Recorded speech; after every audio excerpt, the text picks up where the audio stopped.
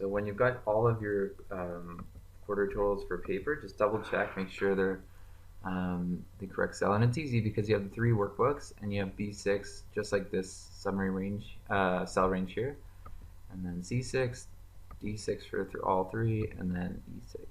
Yep, so we've done that right. So now we can just get rid of these ones. Actually, let's leave that there. We'll just copy it down. Come here.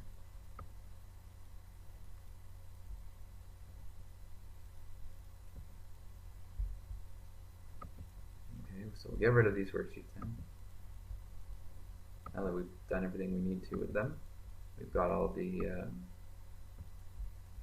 references. So now you can just auto sum. So we'll bring this back. The commands, the tabs and commands, show tabs and commands, just to bring it back to normal, and then we want to auto sum, and we'll auto sum here too. Okay, don't forget to format it like the other worksheet. So in the other worksheets, it was a lot like this, with the comma separator and the thousands, and then no decimal places. Also, it should have bottom border. Wow. Okay, so now we've completed the summary total of the of all the workbooks. So that's how you would reference a workbook. Okay, so just like the last chapter, we're gonna open the books again. So we've got the Marian,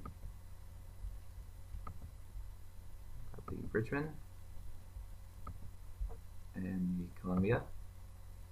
And again, if you want to see how to arrange them, it's View, Arrange All in the tile. Use the tile range. Okay, so we're going to make changes now, and that's to just demonstrate why we use cell references. So again, we're going to collapse all these. Just demonstrate the reason why we use cell references, even among workbooks. Save time. So again, go to the summary worksheet. Now we're on the summary worksheet for each workbook. So let's just try it. In the last one, we use cell D8. So why don't we use cell D8 for the Columbia group? So we'll make Columbia. Oh, I'm sorry, we've accidentally used the one from last time. So we've actually got to ungroup the workbooks first. Okay. So now we don't see any groups. Go to quarter 3, just like we did last time. And we're going to type D8. Now it's probably useful to look at the total and see what happens. Okay, so D8 would be metal. So look what happens to metal. Here we have in D8 3, 8, 6, 7. We're going to change the D8 here to 302. So just overwrite that and press enter. And look what happened. Turn to 3644. So if we mess up one of the numbers, that's the great thing about this. We can fix it, and then we don't have to re-enter the formula. It's just there already, so it'll update for you. Okay, so just verify that that number has changed. Okay, now we're going to close the workbooks. So we're just going to save the Columbia workbook and the Better World one. So we're going to lose those. We're going to close the Richmond one, the Marian one, and we'll keep the Columbia one, the one we started with in 6.1, open. Alright, so now we're going to try updating something. We updated with everything open. Now we're going to update it with everything closed. So in cell, with the corner 4 of this, make sure it's not grouped again. And we'll bring those commands back.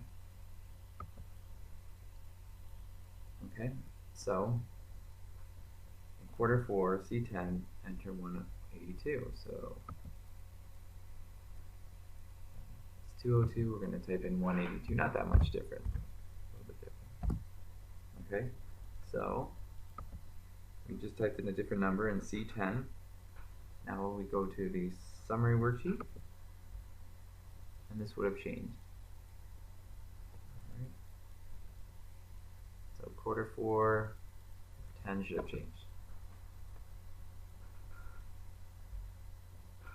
Now, if you see, it says 554 before it was originally 434 because we changed it by about 20 points. If that happened naturally, like it does on my computer, then you have nothing to worry about. But sometimes in some books, a warning message will come up and saying, are you sure you want to update? And then you just say yes. But as you saw in mine, it updated by itself. There was no problem. So if that's the case, then don't worry about it. But if you have the update warning, just click update, and then it'll do it for you. It's just sometimes it'll ask for give you a warning, asking you because the book is closed. Do you want to? Are you sure you want to make that change? Okay, but mine didn't, so that's okay.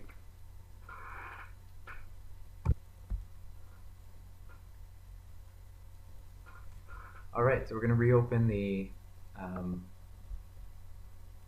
Sure, we'll save. We're going to work the file we were just working on, which is the Better World, and then we're just going to close all the links because we're all done. Just make sure that you get the right file. Sorry. And I had a good question yesterday. If could you reopen a link once you've closed it? And you can, but it's really difficult. So you really have to make sure if you're going to close the links, make sure you're completely done with them.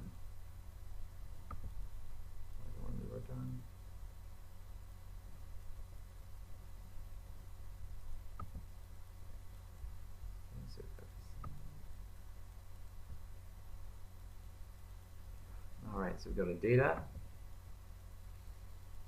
and see these edit links. So the links are still there. Now we can break the link. So click break the link and then I'll just give you a warning. Sure you want to break those links? Yep, break the links and then close. And you see now we don't have to worry about those big lengthy formulas, it's just the numbers in there. Okay, so the link is broken, just the correct numbers that we have, just so when someone clicks on that they don't freak out. And in case they don't know what they're doing, it's just the numbers there. Okay, so that's it for part 2 of chapter 6.